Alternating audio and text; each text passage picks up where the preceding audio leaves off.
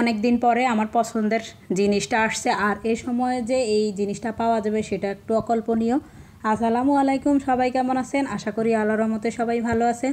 তো আজকে শুক্রবার, একটু সকাল দেরিতে উঠা হয়েছে, সকাল সকাল ওঠা হয় নাই, আর বাসায় নাস্তাও বানানো হয় নাই।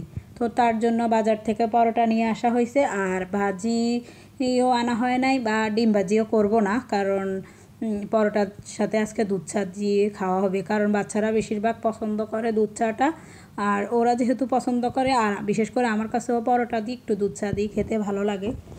তো নাস্তার আয়োজনটা করব, তার আগে আমার টুকিটাকি বাজার শেষ হয়েছিল, তো ওইগুলি নিয়ে আসছে। এখানে তেল আনছে, ডাল আর একটু আলু আছে, তারপরে একটু আনিয়ে নিছি, কারণ আলুটা সব কিছুতে একটু বেশি প্রয়োজন হয়। তো তার জন্য এখানে আমি ডালগুলি ঢেলে নিতেছি, আর সব বাজার টাজার ঠিকঠাক করে তারপর আমি চা বসিয়ে দেব। তো এখানে আমি দুধটা ঢেলে নিয়ে এবার একটু পানি দিয়ে চাটা বসিয়ে দিলাম। আর বাচ্চারা তো বরাবরই ওদের পছন্দের তালিকার মধ্যে হচ্ছে দুধ চা বা চা চা মানে, আর দুধ চা হলে তো কথাই নেই।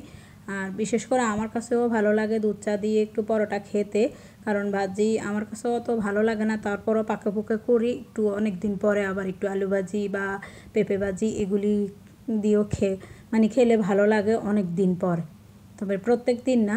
তো যাই হোক, আমার এখানে চাটা রেডি হয়ে গেছে, আর চাগুলি ঢেলে নিয়ে তারপর নাস্তাটা শেষ করব।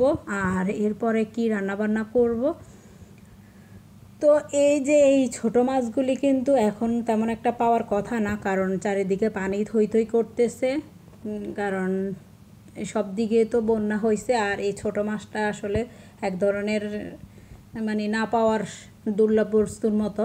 তো যাই হোক, এগুলি অনেকটা ছোট, তবে এগুলি এত শুধু একটু ময়লাগুলি পরিষ্কার করে তারপর চালনিতে এগুলিকে একদম ঘষে ঘষে ধুয়ে নিলে এর ভিতরের পেটের নাড়িভুড়িগুলি পরিষ্কার হয়ে যাবে।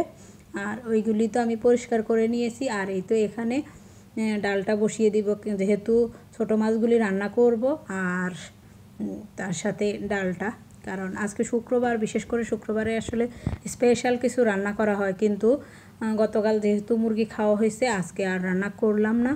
আর এই তো এখানে ছোটো মাছগুলি বসিয়ে দিলাম, আমার মাছটাও হয়ে গেছে, আর ডালের বাগার দেওয়াও শেষ, আমার ডালটাও হয়ে গেছে।